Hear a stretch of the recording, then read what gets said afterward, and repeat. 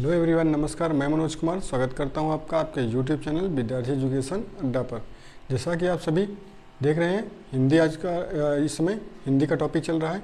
तो हिंदी के टॉपिक में अभी हमने पर्यायवाची पढ़ा, विलोम शब्द पढ़े। उम्मीद करता हूं आपने वो वीडियो देख लिया होगा। तो आज हम पढ़ते हैं जो कि वाक्यांश के लिए एक शब्द है। इससे एक क्वेश्चन पेट में आता है। तो हमने कुछ शब्द लिखे हुए हैं, देखते हैं उन वाक्यों के लिए एक कौन सा शब्द ऐसा होगा जो उन पर ठीक से आता है। ठीक है, तो देखते हैं वाक्यांश के लिए एक शब्द जो कि हमने यहाँ पर लिख रखे हैं। तो उनको शब्द में देखते हैं एक शब्द उनके लिए क्या होता है। तो जैसे यहाँ लिखा है व्याकरण का ज्ञाता, तो जो व्याकरण जानता हो उसे क्या कहते हैं? तो वैयाकरण। क्या कहते हैं? वैयाकरण कहते हैं व्याकरण के ज्ञाता को। ठीक है, उसके बाद देखते हैं जो जन्म लेते ही मर गया हो, अर्थात जो जन्म लेते ही मर गया हो उससे क्या कहते हैं? तो उसे कहते हैं आदंडपात।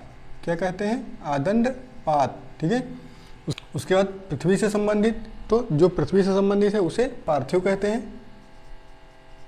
तो पृथ्वी से संबंधित पार्थिव। उसके बाद खाने से बचा हुआ भोजन, जूठा भोजन जो खाते हैं और जो नहीं खा पाते, उससे जो बच गया खाने से, उसे क्या कहते हैं? तो उच्छिष्ट।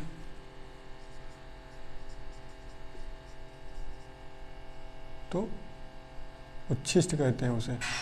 उसके बाद देखते हैं रास्ते का भोजन, जो रास्ते में जाते हुए लेकर जाते हैं रास्ते में खाने के लिए, उसे क्या कहते हैं? तो पाथेय। उसे कहते हैं पाथेय। उसके बाद रोगी का भोजन, रोगी के भोजन को पथ्य कहते हैं। क्या कहते हैं? तो पथ्य। उसे पथ्य कहते हैं।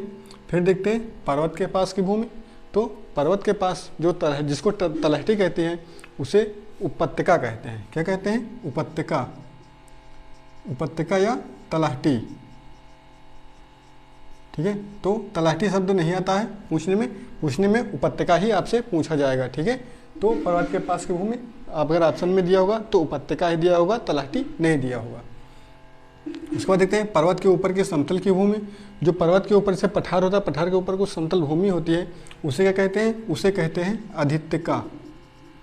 क्या कहते हैं? तो आदित्यका। ठीक है, पर्वत के ऊपर समतल भूमि जो होती है। उसके बाद हाथी का बच्चा, यह प्रीवियस पेपर में आया हुआ है। हाथी का बच्चा किसे कहते हैं? तो हाथी के बच्चे को क्या कहते हैं? तो कलभ कहते हैं। हाथी के बच्चे को कलभ कहते हैं। जैसे शेर के बच्चे को शावक, बकरी के बच्चे को मेमना और गाय के बच्चे को बछड़ा। ठीक है, तो ऐसे ही हाथी के बच्चे को कलभ कहते हैं। फिर तैरने की इच्छा रखने वाला तितीर्ष, तितीर्षु। उसके बाद जीने की इच्छा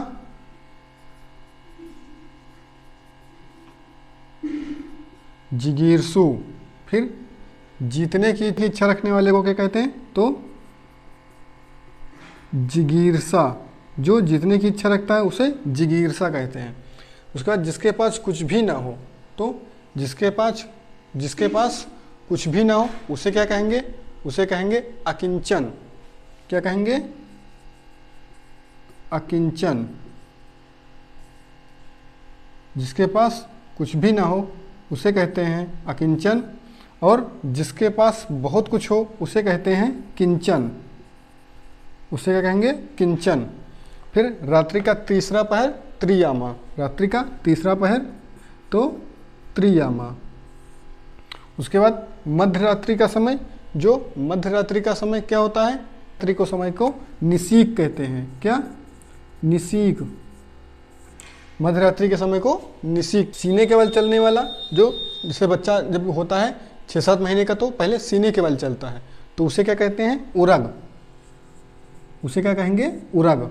उसके बाद आदि से अंत तक, मतलब शुरू से आखिरी तक क्या कहेंगे? तो अद्योपांत। तो क्या कहेंगे उसको? अद्योपांत। ठीक है, उसके बाद जिसे प्रमाण द्वारा सिद्ध ना किया जा सके, जिसे प्रमाण के द्वारा सिद्ध ना किया जा सके, अप्रमेय।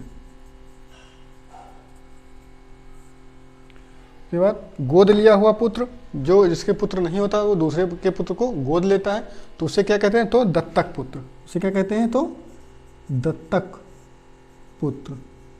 ठीक है, तो गोद लिया हुआ पुत्र दत्तक पुत्र कहलाता है। उसके बाद देखते हैं जिसने इंद्रियों को जीत लिया हो तो उसे क्या कहेंगे, तो जितेंद्रिय। क्या कहेंगे, तो जितेंद्रिय। फिर बिना पलक झपकाए, जब हम किसी को जब कोई चीज़ हमें अच्छी लगती है तो उसको हम ऐसा करते हैं कि हमें पलक ना झपकाना पड़े। जब बिना पलक झपकाए किसी चीज़ को देखते हैं उससे कहते हैं निर्निमेष। क्या कहेंगे, निर्निमेष। ठीक है। उसके बाद अपने सहारे पर रहने वाले, जो अपने सहारे पर रहते हैं उन्हें क्या कहते हैं, उन्हें कहते हैं स्वावलंबी। क्या कहते हैं उसको, तो स्वावलंबी। ठीक है।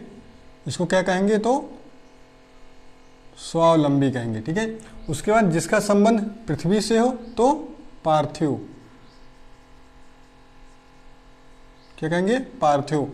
फिर पूरब और उत्तर के बीच की दिशा, जिसे जिसको पूर्वोत्तर कहते हैं उसे कहते हैं ईशान। क्या कहेंगे, ईशान। ठीक है। फिर जिसका कोई घर ना हो तो अनिकेत। जिसका कोई घर ना हो उसके लिए एक शब्द है अनिकेत। फिर कार्य को नए ढंग से करने की पद्धति, अर्थात कोई ऐसा तरीका जिसको कार्य को नए तरीके से, जिस तरीके से किया जा सके उसको कहते हैं नवीकरणीय।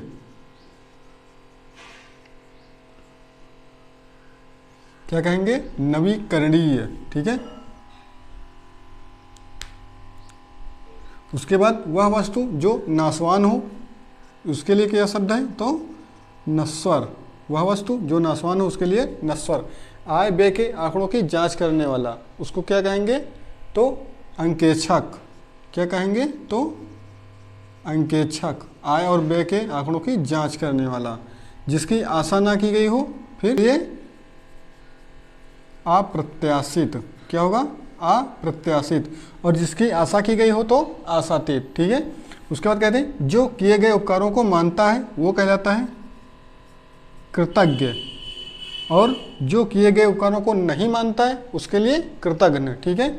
उसके बाद देखते हैं जिसकी भुजाएं घुटने तक लंबी हो उसे क्या कहेंगे, अजान बाहु। क्या कहेंगे, तो अजान बाहु। उसका जो क्षमा ना किया जा सके तो अक्षम्य।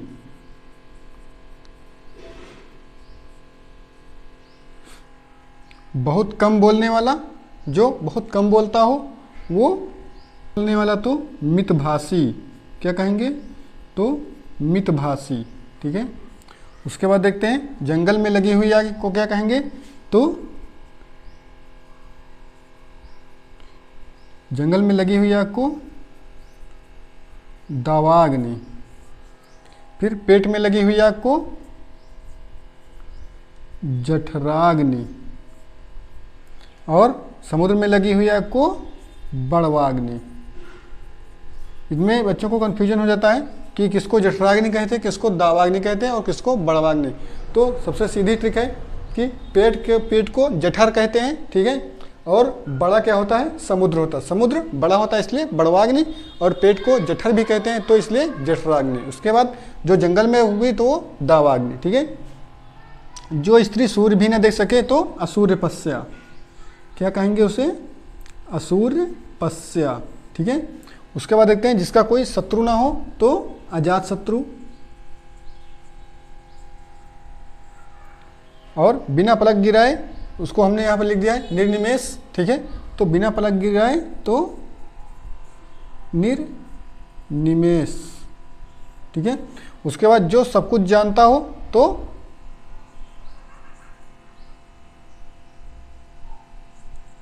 सर्वज्ञ। ठीक है। उसको सर्वज्ञ कहते हैं। तो इतने हमने यहाँ पर लिख दिए हैं।